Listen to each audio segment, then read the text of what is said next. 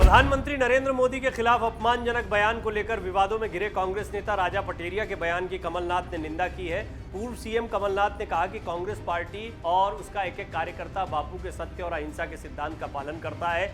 अहिंसा के मार्ग पर चलकर बलिदान देना हमारा कर्तव्य पथ है और इतिहास इसका गवाह है। महात्मा गांधी जी ने सत्य और अहिंसा के मार्ग पर चलकर देश को आज़ादी दिलाई और उसी राह पर चलकर आज तक हमारा देश, देशवासी, संविधान और लोकतंत्र सुरक्षित है, पुष्पित और पल्लवित हुए हैं। 45 साल के राजनीतिक जीवन में मैंने हमेशा सत्य और अहिंसा का पालन पूर्ण अंतःकरण से किया और हमेशा करता रहूंगा। इस विषय पर कोई उंगली नहीं उठा सकता। आज प्रदेश में एक नेता का कथित वीडियो वायरल हो रहा है। यदि उसमें सच्चाई है तो हम ऐसे बयान की कड़ी निंदा करते हैं। मैं देश के प्रधानमंत्री जी के दीर्घायु होने की कामना करता हूं। मैं और कांग्रेस का एक एक सच्चा कार्यकर्ता मन, वचन और कर्म से संविधान और लोकतंत्र की मजबूती और सत्य अहिंसा के प्रति सदैव दृढ़ और प्रतिबद्ध है।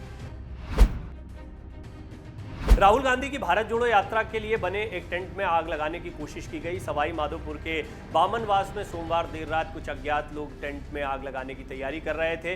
इसी दौरान एक कांग्रेस नेता ने पुलिस को सूचना दी। मीडिया रिपोर्ट्स के अनुसार सवाई माधोपुर के बामनवास में सोमवार देर रात 10 से 15 लोग टेंट में गोवंश छोड़कर आग लगाने की तैयारी कर रहे थे। इसी दौरान एक कांग्रेस कार्यकर्ता ने गोवंश को देखा तो उसे खदेड़ने की कोशिश की। तभी उसने आरोपियों को आग लगाने की साजिश करते हुए सुन लिया। कार्यकर्ता ने तत्काल पुलिस को सूचना दी। पुलिस को देखकर आरोपी भागने लगे। पुलिस ने आरोपियों का पीछा किया और 4 बदमाशों को पकड़ लिया। मामले को लेकर कांग्रेस नेता ज्ञानचंद मीना ने बताया कि सोमवार रात 12 बजे भारत जोड़ो यात्रा के लिए टोंड गांव में खाना बनाया जा रहा था। इसी दौरान कैंप के लिए लगे हुए टेंट में एक कार और 4-5 बाइक पर 10 से 15 लोग आए। उन्होंने ध्यान भटकाने के लिए गोवंश छोड़ दी। राष्ट्रवादी कांग्रेस पार्टी के अध्यक्ष शरद पवार को जान से मारने की धमकी दी गई है। मुंबई पुलिस ने इसकी जानकारी दी। मुंबई पुलिस ने बताया कि एनसीपी अध्यक्ष शरद पवार के सिल्वर ओक स्थित आवास पर एक अज्ञात व्यक्ति ने फोन किया और उन्हें जान से मारने की धमकी दी। अज्ञात व्यक्ति के खिलाफ आईपीसी की धारा 294, 506(2) के तहत मामला दर्ज किया गया है। फिलहाल पुलिस मामले की जांच कर रही है। एनसीपी सुप्रीमो शरद पवार के सचिव सतीश राउत ने मुंबई पुलिस कमिश्नर विवेक फंसालकर को पत्र लिखकर कहा कि विनम्रता पूर्वक एक बात आपके ध्यान में लाना चाहता हूं। राज्यसभा सांसद और पूर्व सीएम शरद पवार को उनके निवास स्थान सिल्वर ओक के लैंडलाइन नंबर पर कॉल कर एक शख्स धमकी और गाली गलौज कर रहा है। खत में आगे लिखा गया है कि कॉल करने वाले शख्स का नाम नारायण सोनी है, जो लगातार फोन कर रहा है। धमकी देने के मामले में नारायण सोनी नाम के शख्स का नाम सामने आया है। बिहार में सीटेट पास शिक्षक अभ्यर्थियों पर पुलिस ने लाठीचार्ज किया है। वो 7वें चरण के तहत बहाली की मांग कर रहे थे। बहाली की मांग को लेकर अभ्यर्थियों ने 2 घंटे तक डाक बंगला चौराहे पर जाम किया।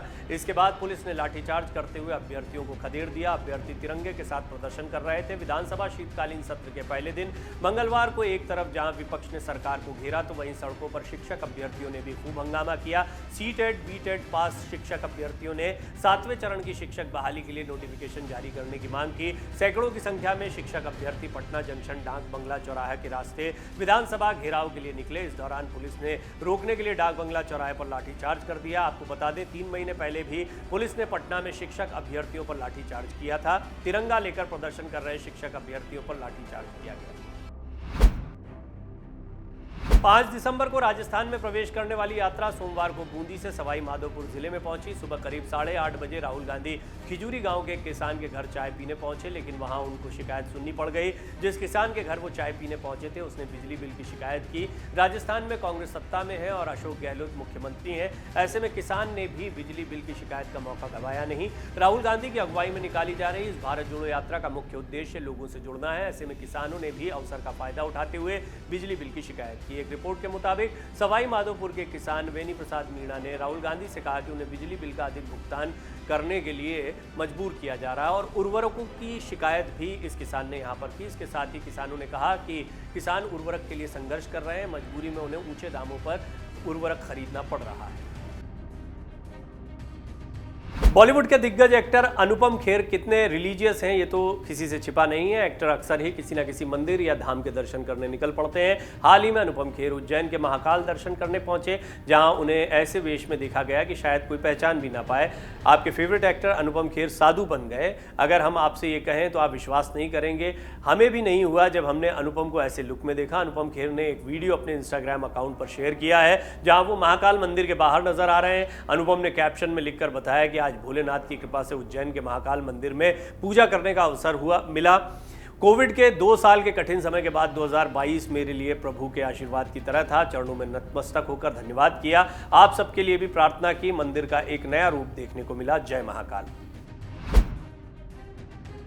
प्रियंका गांधी अपनी बेटी के साथ यात्रा में शामिल हुई, जिसके बाद से ये कयास लगाए जा रहे हैं कि क्या प्रियंका की बेटी भी राजनीति में आने वाली है। क्या गांधी परिवार में अब नई पीढ़ी शामिल होने वाली है। लेकिन अभी ये सिर्फ कयास भर ही है। मिराया को लेकर ज्यादा जानकारी सामने नहीं आती है, लेकिन कुछ सोशल मीडिया एक्टिविटी से अंदाजा लगाया जाता है कि वो क्या करती हैं। कई मीडिया रिपोर्ट्स के अनुसार मिराया एक बास्केटबॉल प्लेयर हैं और कई बार उनके टूर्नामेंट में प्रियंका गांधी और रॉबर्ट वाड्रा भी शामिल हो चुके हैं। मीडिया रिपोर्ट्स के मुताबिक कांग्रेस के पूर्व सांसद जनार्दन पुजारी ने 2017 में मिराया को लेकर एक भविष्यवाणी भी की थी।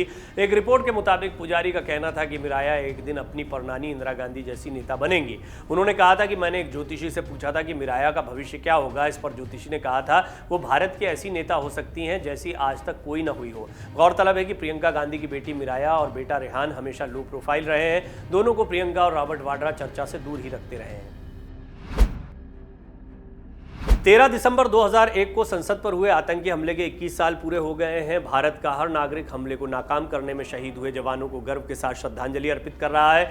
21 साल पहले आज ही के दिन आतंकी संगठन जैश-ए-मोहम्मद के 5 आतंकवादियों ने शीतकालीन सत्र के दौरान संसद को निशाना बनाने की कोशिश की थी, लेकिन भारतीय जवानों ने इसे पूरा नहीं होने दिया। सुरक्षा कर्मियों ने आतंकी हमले को नाकाम कर 5 आतंकियों को मार गिराया था। इस मुठभेड़ में दिल्ली पुलिस के 5 जवानों, सीआरपीएफ की एक महिला कांस्टेबल, संसद सुरक्षा सेवा के 2 सहायक और संसद के एक कर्मचारी को अपनी जान गंवानी पड़ी थी। एक कैमरामैन को भी जान गंवानी पड़ी थी। संसद पर आतंकी हमले की बरसी पर उपराष्ट्रपति और राज्यसभा के सभापति जगदीप धनखड़, लोकसभा अध्यक्ष ओम बिरला, प्रधानमंत्री नरेंद्र मोदी और कांग्रेस अध्यक्ष मल्लिकार्जुन खड़गे, कांग्रेस सांसद सोनिया गांधी, कांग्रेस नेता अधीर रंजन चौधरी और अन्य नेताओं ने शहीदों को भावभीनी श्रद्धांजलि अर्पित की।